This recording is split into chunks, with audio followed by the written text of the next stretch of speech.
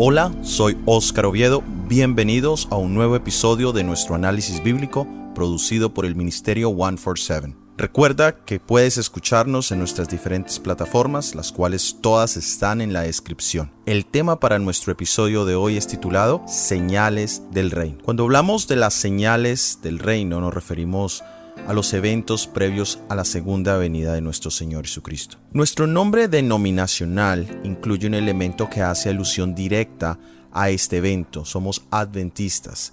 Creemos en el segundo advenimiento de nuestro Señor Jesucristo. Pero esta temática no es exclusiva de los adventistas, ni es de tiempos recientes. Ya desde el Antiguo Testamento encontramos referencias a este día llamado el Día del Señor, como un día que hacía referencia a un día del juicio, de la maldad, el pago por la violencia, el día de venganza, el día de retribución, como aparece en Amos capítulo 2, versículo 7, o Malaquías 3, 5, Oseas 9, 7 y muchos más. También Daniel capítulo 2, versículo 44 nos presenta un reino que destruirá todos los reinos terrenales, pero él nunca será destruido y permanecerá para siempre. En el libro de Isaías, en el libro de Ezequiel, encontramos múltiples referencias a una restauración de este mundo, al establecimiento de un lugar llamado paraíso. Ya en el Nuevo Testamento, una vez se cumplió todas las profecías de la primera venida del Mesías, su segunda venida toma más importancia y más relevancia en la predicación de la palabra. Y es allí en el Nuevo Testamento donde encontramos más elementos acerca de cómo sería esa segunda venida. Por supuesto, la mayoría de los creyentes de la iglesia cristiana tenían la seguridad de que esa aparición sería muy pronto. Era tanto su anhelo, tanto su deseo de ella, que percibían como si fuera un evento que sucedería dentro de sus mismos días. El apóstol Pablo hace referencia a él en el libro de Tesalonicenses cuando dice: y aquellos que hayamos quedado, haciendo una alusión de él como parte de aquellos que estarán vivos en el momento en que nuestro Señor Jesucristo.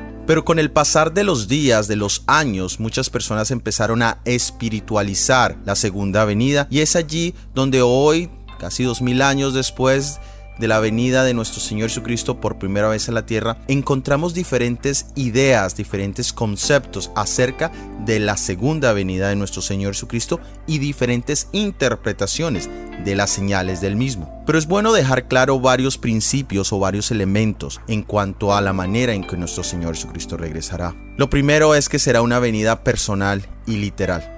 Y para ello quisiera que leyéramos en el libro de Hechos de los Apóstoles, capítulo 1, versículo 11, que nos dice: los cuales también le dijeron: varones galileos, ¿por qué estáis mirando al cielo? Este mismo Jesús que ha sido tomado de vosotros al cielo, así vendrá como le habéis visto ir al cielo. Allí encontramos una referencia directa a la experiencia que acababan de ver los discípulos. Su partida había sido personal, su ascensión había sido literal, y esos dos elementos hacen referencia a que su segunda venida, su regreso, será de la misma manera. También encontramos que será visible y audible. En el libro de Mateo capítulo 24, versículo 30 encontramos: entonces aparecerá la señal del Hijo del Hombre en el cielo, y entonces lamentarán todas las tribus de la tierra, y verán al Hijo del Hombre viniendo sobre las nubes del cielo con gran poder y gran gloria. Aquí hace referencia directa a que será un evento mundial, será visible. En versículos anteriores, en Mateo capítulo 24, del 26 al 27, hace la comparación con un relámpago, algo que es visible por un gran número de personas. Y también en la primera epístola a los Tesalonicenses, capítulo 4, versículo 16, nos dice: porque el Señor mismo, con voz de mando, con voz de arcángel y con trompeta de Dios, descenderá del cielo, y los muertos en Cristo resucitarán primero.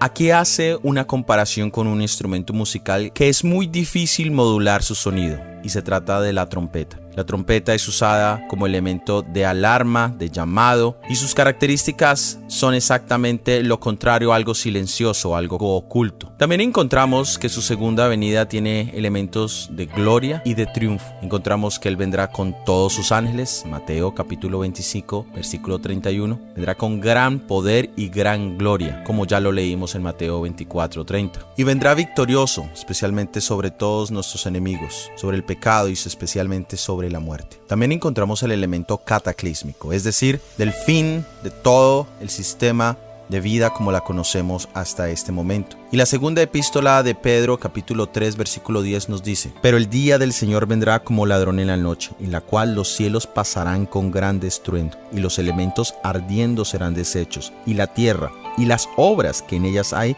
serán quemadas. Es decir, que en estos elementos, una venida personal, literal, visible, audible, gloriosa y triunfante, pero también definitiva para todos los que estemos en este mundo. No deja la posibilidad de una segunda oportunidad para algún grupo en especial, sino dice: todo será destruido y, por supuesto, los que le hayan esperado serán llevados junto con él. También encontramos un elemento interesante y es un elemento de sorpresa. Mateo hace referencia comparándolo con la llegada de un ladrón en la noche. También encontramos en Mateo 25 la parábola de las 10 vírgenes, donde todas están esperando, pero no saben exactamente el momento en el que el novio aparecerá. También Mateo capítulo 24 lo compara con el diluvio y menciona el hecho de que aunque sabían que algo sucedería, no sabían con exactitud el momento en que empezaría. Primera de Tesalonicenses capítulo 5 versículo 3 lo compara con los dolores de parto. Dice: cuando digan paz y seguridad, entonces vendrán sobre ellos destrucción repentina, como los dolores a la mujer encinta, y no escaparán. Y estos elementos nos invitan a una preparación diaria y diligente.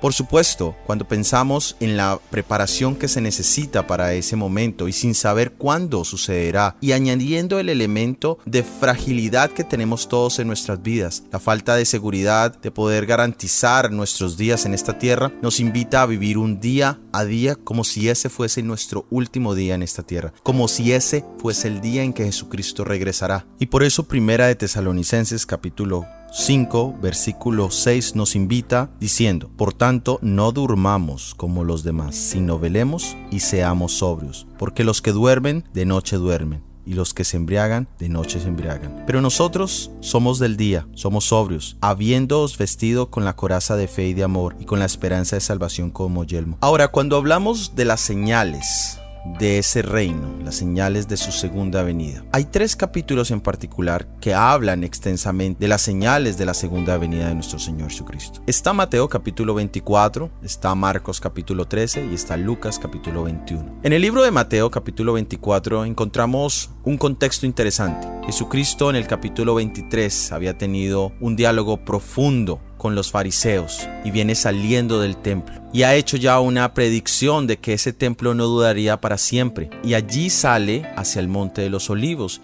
y es allí donde surge esta pregunta. Mateo 24 versículos 3 y 4 dice: y estando él sentado en el monte de los olivos, los discípulos se le acercaron aparte diciendo: dinos cuándo serán estas cosas, y qué señales habrá de tu venida y del fin del siglo. En la mente de los discípulos, el haber escuchado que el templo volvería a ser destruido era, por decirlo así en una expresión, era el fin del mundo. Y entendían que ese fin del mundo estaba unido con su segunda venida. Es decir, que ellos en su mente tienen 3 temas y están buscando las señales o los elementos para descubrir cuándo esos 3 eventos sucederían en su mente en un solo momento. Y es interesante porque cuando leemos su respuesta encontramos que hay elementos que se cumplieron en la destrucción de Jerusalén y que tienen una doble aplicación hacia la venida del Señor Jesucristo. Y es bueno cuando estudiamos estas profecías o estas señales en el contexto de la destrucción de Jerusalén. Eso nos permite poder tener mejor entendimiento de cómo fueron cumplidas estas profecías. El Señor Jesucristo empieza su respuesta de una manera muy interesante en el versículo 4. Respondiendo Jesús les dijo: mirad que nadie os engañe. Nuestro Señor Jesucristo enmarca todas las señales bajo esta advertencia. Es decir, que los elementos físicos, los elementos morales, los elementos de carácter religioso, todos deberíamos tomarlos con mucho cuidado, porque el elemento principal es el engaño antes de la destrucción del templo y antes de la venida del Señor Jesucristo. Ahora, en cuanto a las señales específicas, en el libro de Mateo, capítulo 24, versículo 29, nos dice: enseguida después de la tribulación de aquellos días, el sol se oscurecerá, la luna no dará su resplandor, las estrellas caerán del cielo y los poderes de los cielos serán sacudidos. Y para tener mejor entendimiento sobre cuándo sucedieron estos eventos, debemos hacer referencia al libro de Daniel. En el libro de Daniel nos habla de 1200 años de dominación de la Roma papal. Y después de esos eventos empiezan a suceder los eventos previos antes de la segunda venida de nuestro Señor Jesucristo. Y aquí encontramos varios elementos. Encontramos un gran terremoto, encontramos un día de oscuridad total, encontramos la caída de las estrellas. Todos estos eventos marcaron el inicio de las señales de la venida de nuestro Señor Jesucristo. Además de esto nos muestra otros tipos de eventos. Nos habla de hambrunas, de pestilencias o enfermedades, epidemias. Nos habla de una degradación moral, del aumento de la maldad. También nos habla de la ausencia de amor en el mundo. También nos habla de la ignorancia sobre los 10 mandamientos. Nos habla de que en el mundo religioso encontraríamos un crecimiento en el conocimiento de la palabra de Dios, la predicación del triple mensaje angélico que aparece en Apocalipsis 14, versículos 6 hasta el 12, pero que también aparecerían muchos falsos cristos y falsos profetas. Y aquí volvemos a recordar la advertencia inicial de Jesucristo. Mucho cuidado, no se dejen engañar. Y nosotros hoy, al analizar estas profecías, podemos llegar a la conclusión de que muchas de ellas, por no decir todas, se han cumplido de una manera específica. Y vemos cómo día a día aumentan muchas de ellas. Nosotros, los conocedores de la Biblia, tenemos un gran peligro y es perder nuestra sensibilidad. Conocemos lo que debe pasar, vemos lo que está pasando, pero aún nuestro Señor no regresa. Y esa combinación de elementos puede hacer que nuestro corazón se enfríe y empiece a decir,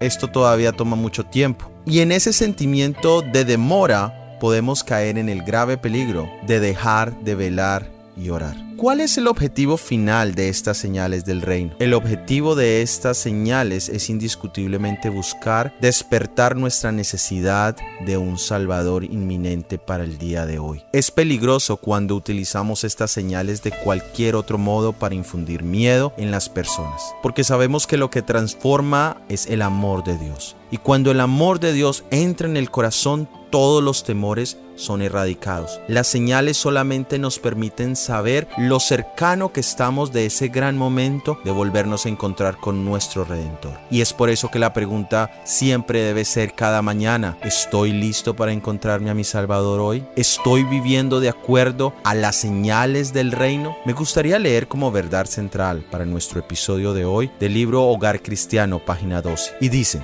si os habéis convertido en extraños y no habéis sido cristianos de acuerdo con la Biblia, convertidos, porque el carácter que adquiráis durante el tiempo de gracia será el carácter que tendréis cuando venga Cristo. Si queréis ser santos en el cielo, debéis ser santos primero en la tierra. Los rasgos de carácter que cultivéis en la vida no serán cambiados por la muerte ni por la resurrección. Saldréis de la tumba con la misma disposición que manifestasteis en vuestro hogar y en la sociedad. Jesús no cambia nuestro carácter al venir. La obra de transformación debe hacerse ahora. Nuestra vida diaria determina nuestro destino eterno. Mi hermano, mi hermana que me escuchas, ¿cómo está tu preparación hasta el día de hoy? ¿Cómo está tu carácter de venir nuestro Señor Jesucristo en este momento? ¿Cuál sería el resultado? ¿Cuál es tu disposición de corazón de llegar a ser hoy tu último día? ¿Cuál sería tu destino eterno? ¿Cuánto tiempo más necesitamos de preparación? ¿Qué otra señal necesitamos que pueda despertar nuestra urgencia de aceptar a nuestro Salvador Jesucristo? Hoy, viernes, día de preparación, es un pequeño simulacro de lo que es la venida de nuestro Salvador Jesucristo. Cuando Jesucristo venga y ponga fin al dolor, a la muerte, al pecado, y entremos en ese descanso tan anhelado, es lo mismo que nos invita a hacer el día sábado, semana tras semana. Es la invitación de poner a un lado todas nuestras obras seculares y entrar en un descanso. Y la pregunta es: ¿cómo ha sido nuestra preparación para este sábado? ¿Hemos dejado todo para el último momento? Nuestro corazón está cargado con tantos problemas, trabajo, preocupaciones, que no logramos entrar en el descanso como debiéramos. El día de preparación es una gran oportunidad para hacer una evaluación personal de cómo está nuestra preparación en vista de las señales del reino. El día sábado, como elemento de comparación con la venida de nuestro Señor Jesucristo, se nos es anunciado con tiempo. Desde el día domingo sabemos que el sábado viene y desde el día domingo empezamos a hacer nuestros preparativos, a planear, a proyectar lo que queremos hacer para que el sábado, para que el día de descanso, lo podamos recibir con el espíritu que el Señor Jesucristo quiere que lo recibamos. ¿Ese es el mismo espíritu que tienes para la venida del Señor Jesucristo? De esta manera hemos llegado al final de este episodio del análisis bíblico. Para la próxima semana tendremos el análisis bíblico titulado Asiento en el Reino. Si ha sido de bendición este podcast, por favor compártelo con al menos una persona. Déjanos tus opiniones en los comentarios. Que Dios te bendiga. Amén.